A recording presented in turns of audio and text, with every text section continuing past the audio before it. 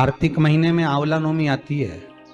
आंवला नवमी का पूजन आपको करना आता है। व्रत करने वाली माताएं व्रत करती है, आंवले के पेड़ के नीचे जाकर पूजन करना, भोजन करना, आंवले का वृक्ष की छाया में बैठना, उस दिन किसी को अपशब्द ना कहना, आंवले की पूजन कर कर अपनी झोली को पसार कर चीटी उंगली और अंगूठे से आंवले की छाल को थोड़ा सा पल्लू में गिरा लेना, उस छाल को ले जाकर अपनी बरकत में, अपनी अलमारी में, अपनी तिजोरी में रख देना। ये आंवला नवमी की पूजन का विधान है। संपदा के जिस व्यक्ति को रोग सताता ही रहता है, सताता ही रहता है, बीमारी आती रहती है, जा ही नहीं रही होती है, तो उसको कुछ नहीं करना चाहिए। आंवले के वृक्ष के नीचे आंवला नवमी के दिन दूध चढ़ा देना चाहिए, फिर बीमारी दूर हट जाती है, व्यक्ति बीमार ही नहीं पड़ता। जिसको निमोनिया हो, श्वास की बीमारी हो, दमे की बीमारी हो, किडनी और लीवर से जुड़ी हुई बीमारी हो, उसके लिए सबसे अच्छी चीज है हमारा चलने में हापड़ी भरा जाए, चलने में दम भरा जाए, तो आप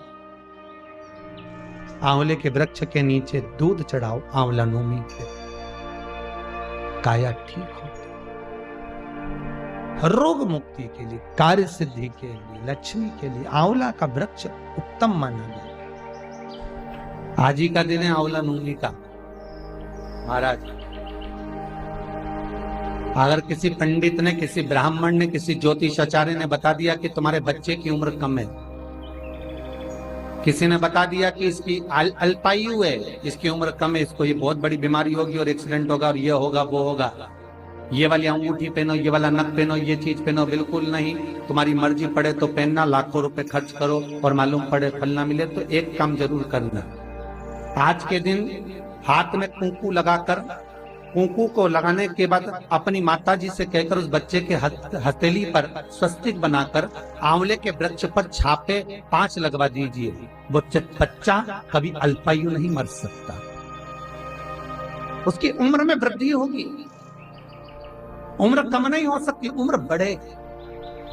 सौभाग्यवती माताएं आज आंवले के पेड़ के नीचे पूजन क्यों करती है? सौभाग्यवती माताएं आज आंवले के पेड़ के नीचे फल का दान क्यों करती है? सौभाग्यवती माताएं आज ब्राह्मण को भोजन आंवले के वृक्ष के नीचे क्यों कराती है? सौभाग्यवती माताएं आज आंवले के पेड़ के नीचे बैठकर भोजन क्यों करती है? अखंड सौभाग्यता के लिए कि आज मैंने अगर एक बिंदी भी दी है, अगर आज मैंने मेहंदी भी दी है, आज मैंने जरा सा कुंकू का भी दान आंवले के वृक्ष के नीचे करा है, तो उसका फल मुझे हजारों गुना मिलना चाहिए। मेरा सौभाग्य अमर होना चाहिए, अजर होना चाहिए।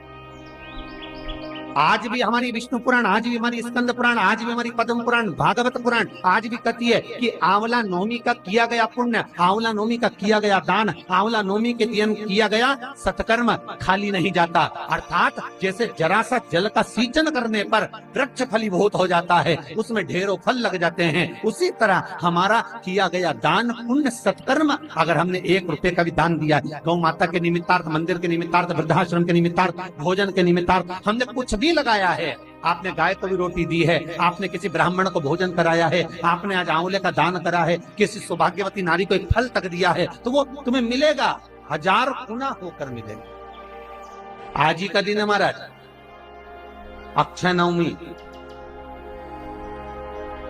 विष्णु पुराण कहती है, स्कंद पुराण कहती है, मान लो कोई आंवले का पेड़ आपने लगाया, बहुत बड़ा हो गया, उसमें फल नहीं लग रहा है, वो फलित नहीं हो रहा, बहुत बड़ा हो गया, उसमें एक फल नहीं लगा,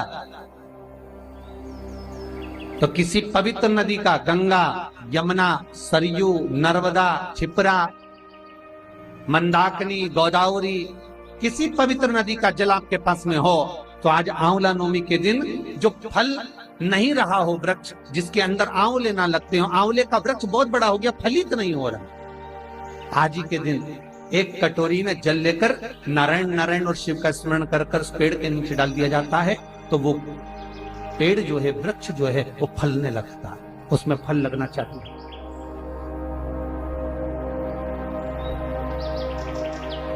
और इतने फल लगते हैं कि आपको आश्चर्य होगा कि इसमें तो फल ही नहीं लगते, तो इतने फल कहां से आते? कई लोग कहते हैं महाराज जी ऐसा होता है, इतना बड़ा पेड़ हो गया, हमारे यहाँ फल नहीं लग रहा है, ऐसा होता है क्या? आंवला नवमी के दिन जल छोड़ दो तो अलग तो करके देखो ना प्रैक्टिकल। ना महाराज कहीं जा रही है, ना आंवले का पेड़ कहीं जा रही है, ना तुम कहीं जा रहा, करो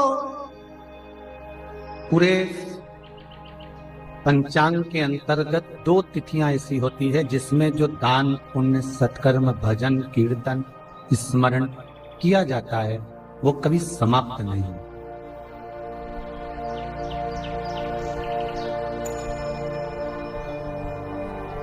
एक है अक्षय तृतीया आखा तीज और दूसरी है अक्षय नवमी आंवला नवमी।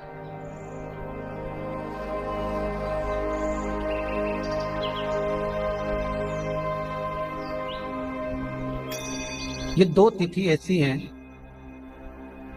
कि इन तिथियों में किया गया पुण्य, इन तिथियों में किया गया दान, इन तिथियों में किया गया सत्कर्म जीव का कभी समाप्त नहीं होता, वो अजर और अमर है।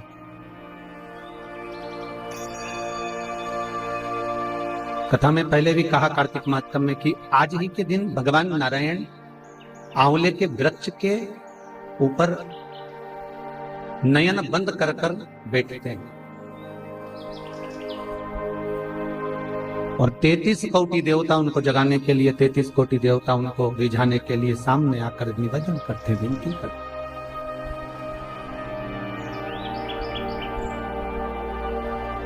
नित्य प्रति प्रार्थना करना, निवेदन करना।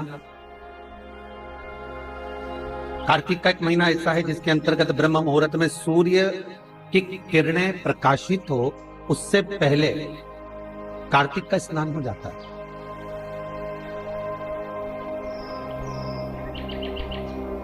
सूर्य की किरणें पड़े उससे पहले कार्तिक स्नान करने वाले को कार्तिक स्नान कर लेना चाहिए।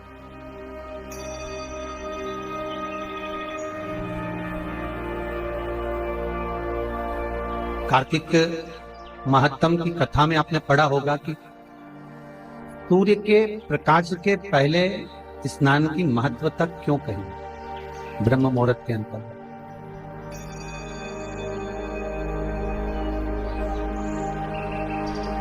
महाराज कार्तिक महत्तम की कथा कहती है, श्रीमद् भागवत कथा कहती है कि 33 कोटि देवता ब्रह्मा जी के साथ में भगवान नारायण के पास में आंवले के, क्योंकि क्षीर सागर भगवान शयन कर रहे हैं, देवता वहां नहीं पहुंचे क्योंकि कह कर गए मैं विश्राम कर रहा हूं। सारा कार्यभार भगवान को देकर शंकर भगवान के हाथों में सौंप कर भगवान नारायण तो भगवत आनंद में सुख पाने के लिए विश्राम करने चले। भगवान विष्णु ने जो पृथ्वी का कार्यभार शंकर भगवान को सौंपा तो शंकर भगवान ने वो कार्यभार माता पार्वती को दे दिया कि तू संभाल से, तू अन्नपूर्णा है, तू मां है, किसको क्या चाहिए पिता एक बार नहीं जान सकता पर मां जान जाती। का एक मन का भाव होता है कि किसको क्या चाहिए, तो चिंता ना कर। मेरे शिव ने पार्वती को दिया, चिंता बढ़ी हुई है ब्रह्मा जी की, चिंता बढ़ी हुई है इंद्रदेव की। आंवले के वृक्ष पर आंवला नवमी के ब्रह्म मुहूर्त में सूर्य प्रकाशित हो उससे पहले क्षीर सागर से निकलकर भगवान नारायण तुरंत आंवले के वृक्ष पर आकर विराजमान।